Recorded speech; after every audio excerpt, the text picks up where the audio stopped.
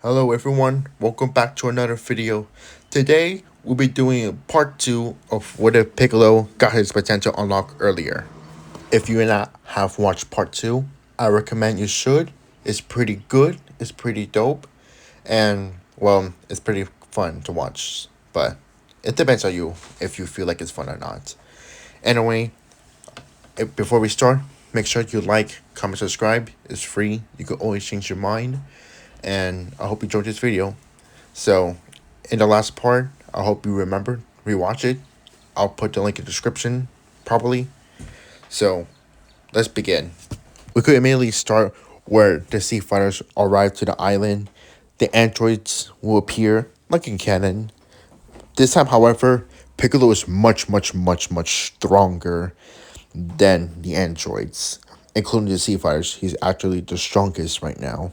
Goku has already unlocked grade 2 thanks to his training with Piccolo, and probably Vegeta will get one too, but it really depends if his pride allows him to train. But since he already has a lot of motivation in his mind, he probably could reach Super Saiyan grade 2. Who knows? So, pretty much the androids are screwed over. Yeah, Goku may still have the heart fires because, somebody forgot to take their medicine. And Piccolo has to interfere. Vegeta does not need to interfere due his grand opening, his entrance, because once Vegeta arrives, all he sees is the dead bodies of 19 and 20, because Piccolo is able to sweep them with ease. Not a big deal. And Vegeta is kind of bummed that he never gets a chance to fight the androids. And is a little annoyed too, because he just arrived to just show off that, oh, he becomes the great Super Saiyan. But instead, he is greeted by two dead androids and a shockingly powerful Piccolo. And even though he's cocky right now, he still cannot admit to himself that, geez, Piccolo's so strong. Why he's not saying it outside, but the inside, he's pretty much pissed that even with as a Super Saiyan, he's still not above his Manekian. So that's it. The androids are dealt with. However, when future Trunks arrive, seeing the dead bodies of 19 and 20, he tells them that, oh, these are not the androids, which Trunks should have explained to them what the androids look like, but he doesn't for some whatever reason. So now everyone has to search for Jiro's lab, which Bulma does eventually find out that, oh, this old geezer, he's Dr. Jiro. So everyone begins to find Dr. Jiro's lab, and it doesn't take too long because they're able to find the lab, and Piccolo decided to take charge. He break down the door, and then looked around, seeing 17 and 18. Everyone decided to search around the lab first, because at first Piccolo decided like maybe they should just blow it up already, but Krillin the one decided that maybe they just search around the lab and just research this stuff. So they did do just that. Once they scattered some information, some research, they were able to find out that 1718 were actually humans converted by Jiro, being kidnapped and become killer robot androids. Well, not androids, more so cyborgs. Once they gathered the information, they decided that maybe it's a good idea to just reprogram 17 and 18. Of course, shockingly enough, they were able to find the 16 pod, which they didn't know that there's another android here, which kind of freaks out Trunks more. But since they found the lab, it's not a big deal. So they were able to grab the pods, as hesitantly Trunks doesn't really want to. He wanted to destroy them, but seeing how they are, he guessed he could just comply. He guessed he could. So after they gathered the pods and some blueprints, Piccolo decided to blow up the lab, firing a powerful blast, which he unintentionally discovered another hidden lab. Since the attack is so powerful, it destroyed almost all the mountains in his lab, which revealed an underground lab. And they did also to discover that too, learn about Cell. And they decide that it's best to destroy the cell because Piccolo doesn't want to deal with it. So yeah, Precious Cell is destroyed by Piccolo.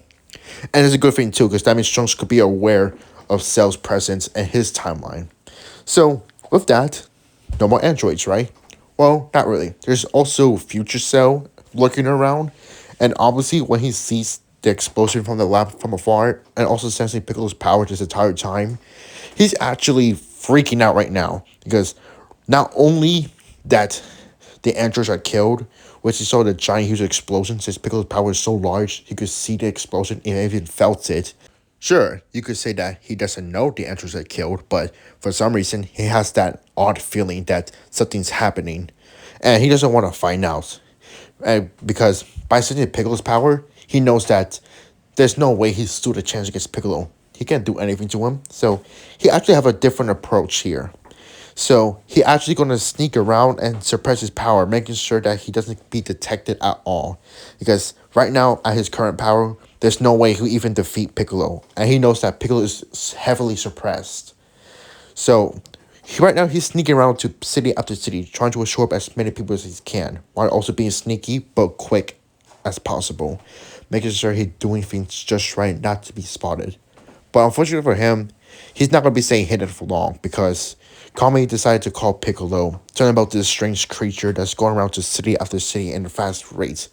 Piccolo decides he's going to investigate, leaving the others to handle the androids for now. Once Piccolo finds Cell, Cell has no answer to Piccolo's attacks at all, because he's still absolutely no chance. Not only that, but Piccolo already knows who Cell is, which Cell is now even more of a bad corner. So really, Cell is not going to live. He dies. Unfortunately, there's no perfect Cell, because imperfect Cell just dies the moment Piccolo finds him. Just like that, the Android saga, or lack thereof Android saga, just ended. No perfect Cell, no Super Saiyan 2, and no Goku sacrifice. This means Goku lives. Good ending, right? Let's end the video. Not yet. Not yet. Right now, Trunks is just flabbergasted of how strong Piccolo is. He never knew Piccolo was this strong in his timeline, but it doesn't seem like it since he died by the androids. But this Piccolo, he is on a whole another level. So Trunks wants to train with Piccolo, which Piccolo be okay with that since he want to whip Trunks into shape. And alongside that, he will train with Gohan. Vegeta, well, he just fights on his own, depressed, anger, and whatever emotions he's feeling right now against Piccolo. Piccolo's so strong, he killed the androids. He doesn't even get a chance to test his Super Saiyan. And even if he did, he knows that he's not going to stand a chance against Piccolo. So really, he's feeling so much emotions, and if anything, he's even more motivated to surpass Piccolo. So, when Goku awakened, he decided to help Trunks too, to train. And since Trunks doesn't really want to stay here for so long, Goku has a suggestion. And that suggestion is that, oh, they should go to the time chamber to train there for 1 year and the outside 1 day. Trunks sees it as a good idea, and so Goku and Trunks went inside.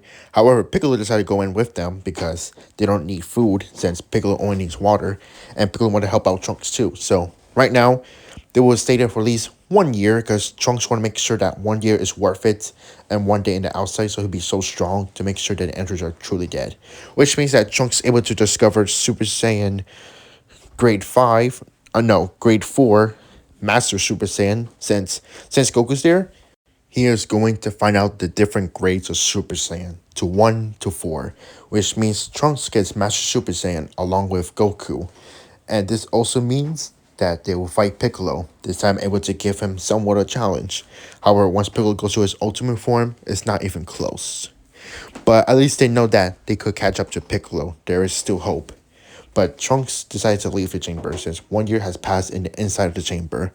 And once they come out and Vegeta senses power, he is pissed that they got even more stronger. And even Kakarot, a low-class Saiyan, somehow surpassed the Prince of all Saiyans. He cannot stand this.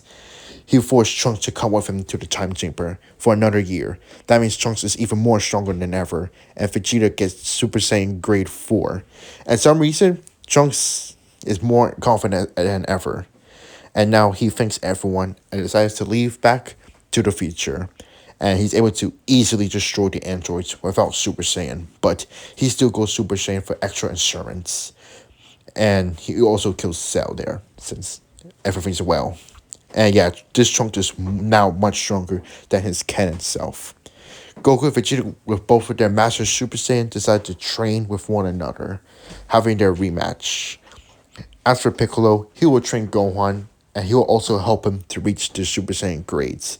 However, they won't use the time chamber since they don't want to waste Gohan's time span, but they'll at least try to use it at least for a few months or so. So that's what Piccolo do. As Goku and Vegeta train in the outside of the world, with Piccolo taking Gohan inside the time chamber, this is where we finally end this what if. What do you think? I know a certain Bookman is going to be pissed, but do you really think Cell, even his perfect form, could even match a potential awakened Piccolo? Yes, only his potential is half unlocked, but if he fused with Kami, it's not even a contest. 10 likes, part 3. Thanks for watching. Bye.